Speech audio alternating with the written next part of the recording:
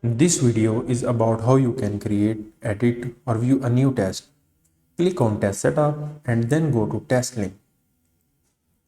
From the top right side, you click on Create Test button and see a form there. It has two sections. I will explain one by one. The first one is the information related to test. For example, the name of test.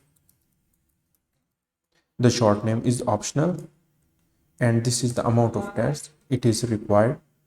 The next is the sample type for this test. You can choose from the selection, or you can create the new one by clicking on this sample type link. You can also create the new test categories. You can select. Now you can write the turnaround time. The other information here is optional. You can write any notes about the test here openly. The next are the two switches. The first one is the booking list for external web portal. If you want to allow person to choose test from the website and you allow, then the test will appear here. And if you do not allow, it will not. The next one is the quick test selection. This is useful when you are creating patient. These are the quick test selection. You can easily choose from the list by clicking on that test. This you can enable or disable by switching on or off this button. So this is the first section. The next section is about the details. Let us say we have created already a report having two details of a test. The first one is the hemoglobin and the second one is monocytes. So we can have the option to choose the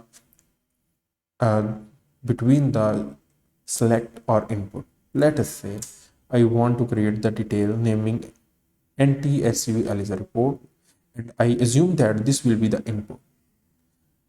Let's hold on and show you that where it is useful. It is useful in creating report. As you see, this is the report creating and result feeding section. You can have the drop down, or you can have open editor, open input. This is about the result feeding. So you can control it by selecting this option. Either you can choose input and either you can choose the select. This is the default value, just like this. As you see that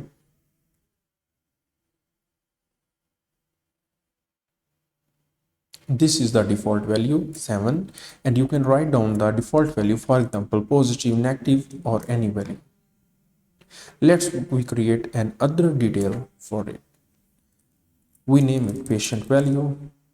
We want to use the select as a drop down, and you can write the options separated by commas. For example, it can be positive, comma, it can be negative, comma, it can be unclear. So all of these three values will be in drop down. You can also put the default result, for example negative. So you can save and the result will be created. The test will be saved to the database. The next, you can view the list of tests, and you can change the information whenever you want. For example, you can change the rates, the name of test, or the details. You can enable or disable the selections. You save and these records will be updated. That's all about the creation of selection. Thank you very much.